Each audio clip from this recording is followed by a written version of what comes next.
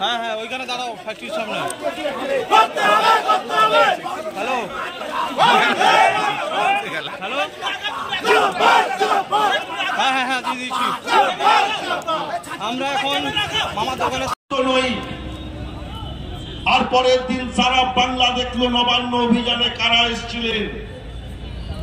বিজেপির কোন কোন নেতাদেরকে নবান্ন অভিযানের কাছে দেখা গেছিল, যারা এসেছিলেন তাদের বয়স কত, কোন ইউনিভার্সিটির ছাত্র। এই সংবাদ মাধ্যমের বন্ধুরা জিজ্ঞেস করছেন আপনি কোন ক্লাসে পড়েন।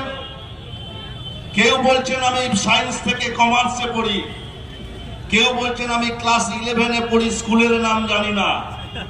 তার মানে কোন শিক্ষা প্রতিষ্ঠানের ছাত্র তারা এই ভারতবর্ষে তা দাঁড়িয়ে খুঁজতে হবে। যেভাবে ভারতবর্ষের প্রধানমন্ত্রী নরেন্দ্র মোদীজি কোন ইউনিভার্সিটি থেকে পাস করেছেন তার তথ্য পাওয়া যায় না, আর কোন চা দোকানে তিনি কাজ করতেন সেই চা দোকানের ঠিকানাও পাওয়া যায় না।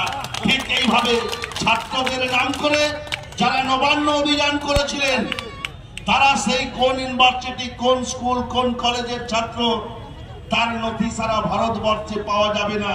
আর বিজেপি রাজনৈতিক দলের নেতৃত্ব মহোদয় আছেন,